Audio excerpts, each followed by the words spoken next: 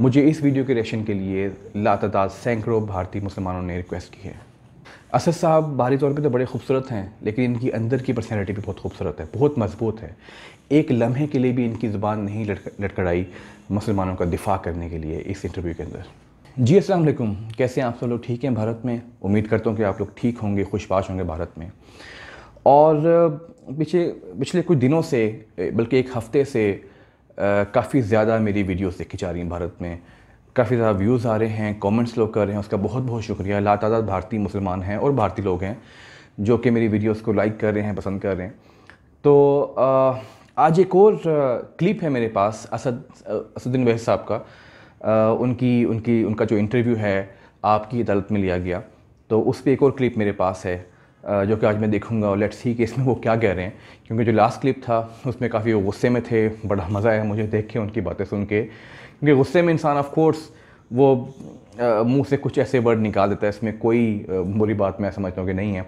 लेकिन मेरे पास एक और क्लिप उनका है आज आपकी अदालत का, और इसको मैं सुनने जा रहा हूँ, फर्स्ट टाइम सुनने जा रहा हूँ। क्योंकि उनके छोटे मोटे क्लिप तो काफ़ी सुने मैंने, लेकिन इतना बड़ा इंटरव्यू मैंने नहीं सुना था उनका। तो मैं हर क्लिप बाय क्लिप में इस पर रिएक्शन देना चाहूँगा। तो इसको देखते हैं। मेरे दिल में असद साहब के लिए प्यार जो है वो दिन ब दिन बढ़ता जा रहा है। मुझे पता नहीं क्यों। एक तो उनकी पर्सनैलिटी बड़ी शानदार है, एक बड़े घबरू जवान हैं, और दूसरा उनका अंदाज़ बात करने का, और तीसरी उनकी नीयत बड़ी साफ़ है। ये चीज़ होना बहुत ज़रूरी है।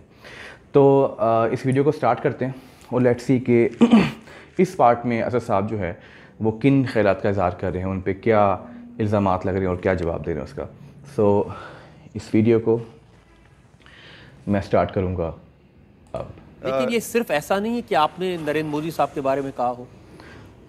मुलायम सिंह यादव, उनकी भी बहुत सेवा की आपने। सेवा किया, ओके, वो भी दिखा दीजिए।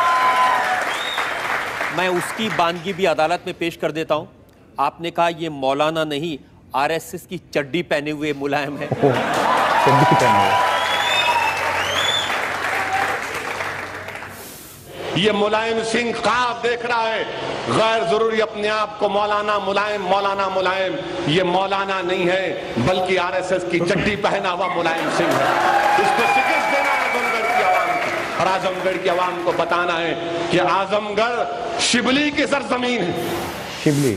अब मुलायम सिंह यादव तो कहते हैं कि वो जिंदगी भर आरएसएस के खिलाफ लड़ते रहे हैं, वो विश्व हिंदू परिषद के खिलाफ लड़ते रहे हैं। देखिए, समाजवादी पार्टी कब बनी? बाबरी मस्जिद के शहादत के उस मलबे के ऊपर समाजवादी पार्टी बनी। ओके। और हमेशा मुलायम सिंह यादव ने यही बात कहते रहे कि मैं मौलाना हूँ। और लोगों ने देख लिया कि ज़्यादा मुझे दूर जाने की ज़रूरत नहीं है, मुजफ्फरनगर में क्या हुआ। और उसके बाद पार्लियामेंट इलेक्शन के बाद 600 से ज़्यादा कम्युनल राइट्स और इंसिडेंट्स हुए। अखिलेश यादव के चीफ मिनिस्टर बनने के बाद कितने वाक़यात हुए। इसके बावजूद भी जो पार्टी अपने आप का बड़ा दावा करती है कि हम मुसलमानों के बहुत बड़े हमदर्द हैं, हर एतबार से वो लोग नाकाम साबित हुए। रिजर्वेशन का वादा किया गया था 16% देंगे, वो ख़त्म हो गया। बच्चों को छोड़ने की बात की गई थी, वो मजाक बन के रह गया।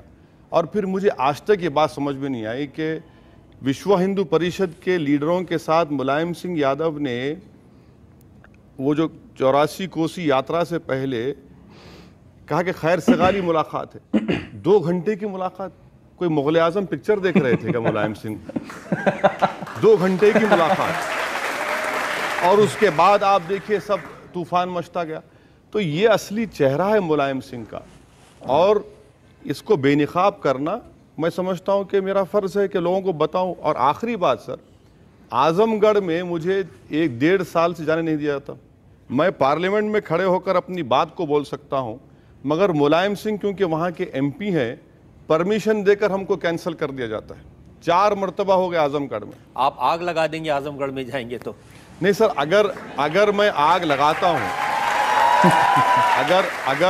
अगर मैं आग लगाता हूँ या फिर मुलायम सिंह को मैं नीचे गिराता हूँ, ये तो वक्त तय करेगा। अगर मैं जाकर कोई गलती करता हूँ, आप मुझ पर फ़ौरन केस बुक करिए। मैं कई मरतबा वहाँ के एसपी से बात किया, मैंने कहा कि अगर मैं गलत बोलूँगा, आप बोलिए कि रुक जाइए, मैं रुक जाऊँगा। मतलब हम इस मैदान में हैं, इस सियासत में हैं, आप हमको जेल को ले जाइए, केस बुक करिए, हम तैयार हैं। लेकिन आप कहते हैं कि दूसरे ऐसी भाषा बोलते हैं उससे आप सीखते हैं, क्या कभी मुलायम सिंह ने इस तरह की भाषा का इस्तेमाल किया? मुलायम सिंह यादव ने, खैर उनको बात ही करना नहीं आता सर, क्या बात करेंगे अब अब उस पर क्या, मैं उनको ज्यादा पर्सनल अटैक नहीं तो करना। क्या नरेंद्र मोदी ने कभी ऐसी भाषा का इस्तेमाल किया? सर अगर आपके पास रिकॉर्ड होगा, मैं आपको आउटलुक मैगजीन का हवाला दे रहा हूं। जब 2002 के उस बड़े प्रोग्राम और जेनोसाइड के बाद जब असेंबली के इलेक्शन हुए, तो उस वक्त के चीफ मिनिस्टर गुजरात के अपने तकरीरों में क्या क्या नहीं कहा। जेम्स लिंगडो, अहमद भाई पटेल, मियां मुशर्रफ, क्या हम ये कैंप्स चलाएंगे इसलिए कि यहाँ पर प्रोडक्शन सेंटर हो जाए आपका? सर आप भूल चुके होंगे, मैं तो नहीं भूला। नहीं, मैं बिल्कुल नहीं भूला और मेरे पास पूरा रिकॉर्ड है। और जब वो आपकी अदालत में आए तो हमने उनसे पूछा था और उन्होंने कहा कि मुझे माफ़ी मत दो, अगर मैंने गलती की है तो मुझे फांसी पर लटका दो। उन्होंने कहा 125 करोड़ देशवासी मेरे भाई हैं, चाहे नोच डालो, भेदभाव नहीं करूंगा। लेकिन आप कुत्ता ऐसी भाषा के इस्तेमाल। सर भेदभाव की आप भेदभाव की आप बात कर रहे हैं। मुझे एक बात मुझे बता दीजिए, क्या हिंदुस्तान का वजीर आजम पार्लियामेंट में खड़े होकर प्रेसिडेंट एड्रेस के डिबेट में ये जुमला जेब देता है उनको कि 1200 साल की गुलामी? क्या मतलब था उसका? 1200 साल की गुलामी से हमको आज़ादी मिली। 650 साल तो मुसलमान भी हुकूमत की है उस मुल्क में, तो क्या वो भी गुलामी थी? मैं मानता हूं अंग्रेज़ों के खिलाफ हम तमाम ने मिलकर लड़ा, वो गुलामी का वक्त था, मगर उसको आप 1200 साल की बात करते। दूसरी बात, 15 अगस्त को लाल खिजे से वजीर आजम ने कहा कि 10 साल का मॉरेटोरियम होना चाहिए कम्युनल राइट्स के। 10 साल क्यों, 100 साल चाहिए, ले लीजिए। मगर ये कैसे टास्क मास्टर हैं, वो बोलते कुछ हैं और फिर उन्हीं के एमपी योगी कुछ और बोल देते हैं। ये कैसे टास्क मास्टर हैं कि साक्षी महाराज बोलते कि पूरे मदरसे टेररिज्म के सेंटर हैं और फिर वजीर आजम की हुकूमत 200 करोड़ देती है मदरसों को। ये कैसी बात है, मुझे समझाइए आप। कि एक वजीर मनिका गांधी कहती है कि गाय को काटा जा रहा है, कैटल को काटा जा रहा है, फिर ये हुकूमत जो मशीनरी आती है उस जानवर को काटने के लिए, इंपोर्ट ड्यूटी 10 से 6% कर देती है। तो ये जो है ना सर, ये जो आपकी बात बिल्कुल नहीं, ये जो जेकिल एंड हाइड की पर्सनालिटी है, आप मेरी बात से मुत्तफिक नहीं हो सकते, मगर मैं जो आपके सामने हूं वो अंदर भी हूं और बाहर भी हूं। मगर ये बात कि भाई मैं इस दूध का धुलावा हूं, बिल्कुल ठीक बात है, मगर मेरे साथी कर रहे हैं, मुझे मत बोलिए, मैं उसका जिम्मेदार नहीं हूं। ये कैसे हो सकता है? ये हमको बता दीजिए कि आप चीफ मिनिस्टर थे, अभी आपने कहा कि मैं भेदभाव नहीं करता हूं। अक्षरधाम का जजमेंट आया, जिस वक्त बीजेपी पावर रिजल्ट आया, सुप्रीम कोर्ट ने कहा कि इन मुसलमानों को टारगेट बनाया गया और इन्वेस्टिगेशन गलत किया गया और इनको सिर्फ नाम की बुनियाद पर 10 साल 11 साल उनके खराब हो गए। क्या ये भेदभाव नहीं है? मुझे ये बता दीजिए कि क्या ये भेदभाव नहीं है कि आज गुजरात में कोई अगर अपना घर बेचना चाहता है तो हुकूमत से परमिशन लेना पड़ेगा। आज वजीर आजम बोलते हैं मैं गंगा को साफ कर दूंगा, मगर क्या यह बात गलत है सर कि वहां पर जुहापुरा के इलाके में पूरा अहमदाबाद का जो मेडिकल हॉस्पिटल्स का जो गंदगी है, वेस्ट है, लाकर वहां पर डंप किया जाता? ये हम बातें करते हैं तो लोगों को पसंद नहीं आता। आपकी सारी बातें ठीक है। नहीं ठीक नहीं है, सही है गलत है बता दीजिए। आपको सारी बातें कहने का हक है और बहुत सारी बातें लोग गलत करते हैं, कहने का हक है, लेकिन कुत्ता कहना ये मुझे समझ नहीं आता। नहीं सर, आप इस बात को समझ लीजिए कि जिन्होंने हमको ये कहते हैं कि टायर के नीचे कोई कुत्ते का बच्चा आ जाए, वो भी नहीं उसके सर देखिए सर, मेरी अल्फाज को फिर कर मैं ही बोल सकता हूँ। वो भी सवाल हमने पूछा था उनसे और मैं बताता हूँ उन्होंने क्या जवाब दिया था। हमने उनको पूछा था कि क्या आपने मुसलमानों की तुलना पपी से की? जो शब्द उन्होंने इस्तेमाल किया था। उन्होंने कहा कि मैंने किसी को पपी नहीं कहा, मैं तो अपनी संवेदना व्यक्त कर रहा था और मैं तो ये कहना चाहता था कोई चींटी मरती है तो भी दर्द होता है, तो ये कहना कि मैंने किसी को चींटी कह दिया, ये उनकी थिंकिंग हो सकती है। सर, इशरत जहां का एनकाउंटर की फाइल जो आईबी के ऑफिसर के प्रोसिक्यूशन के लिए गवर्नमेंट ऑफ इंडिया में रुकी हुई है, दे दीजिए सैंक्शन, सैंक्शन दे दीजिए ना, कौन रोक रहा है आपको? कम से कम वो पहुंच जाएगा। आज जो लोग ये कहते हैं कि मैं इंसाफ कर रहा हूं, कि क्या, मुझे एक बात बता दीजिए, क्या ज़किया जाफरी के आंख में डालकर कोई कह सकता है कि हां तुमसे इंसाफ होगा? बता दीजिए। सोहराबुद्दीन, ये तो सारे मामले अदालतों के सामने है ना। सर ये भी तो अदालत है, यहां पर आपने मुझे कटहरे में लाकर बिठा दिया तो मुझे अपना डिफेंड तो करना पड़ेगा। सोहराबुद्दीन के भाई को, सोहराबुद्दीन का भाई आज इंसाफ के लिए लड़ रहा है। आज जितने लोग एनकाउंटर किए गुजरात में, वो पूरे सर्विस में आ गए। सर, क्या ये भेदभाव नहीं है? किसी के भाई को आप पुलिस वाले के ऊपर इल्जाम लगा रहे हैं, वो जेल में रहता है, निकलता है, आप उसको सर्विस में ला लेते हैं, तो क्या मैसेज दे रहे हैं आप? ओके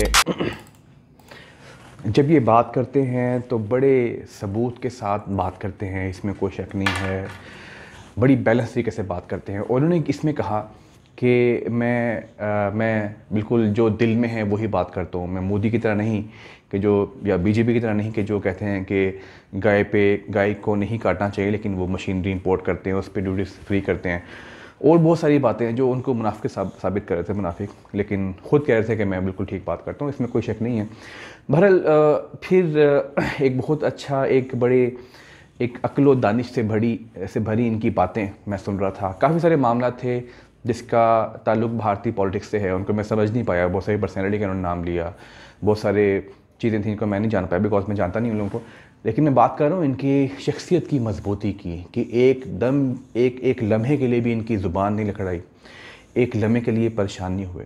इनके पास हर बात का जवाब है, जो कि एक लीडर के पास होना चाहिए। यही एक बड़े लीडर की निशानी है कि जो अपनी जो रियाया है, जो अपने फॉलोअर्स हैं, उनके लिए लड़ना जानता हो, और उनकी सिक्योरिटी के लिए उसके पास उनको डिफेंड करने के लिए उनके पास दलाइल हों। और ये चीज़ें बिल्कुल डेफिनेटली असद साहब के अंदर हैं, इसमें कोई शक नहीं है। और बिलीव करें, ये वाकई एक बड़े लीडर है। मैंने आज तक किसी मुसलमान लीडर का नाम नहीं सुना भारत में, लेकिन असद साहब का जितना मैंने नाम सुना है, या जितना इनकी पहचान है भारत में, ये बहुत ज़बरदस्त बात है। और बड़ा एक अच्छा, मेरे ख्याल में तमाम मुसलमानों को जो भारत में हैं, उनको असद साहब को अपना लीडर मानना चाहिए, वन एंड ओनली, डेफिनेटली।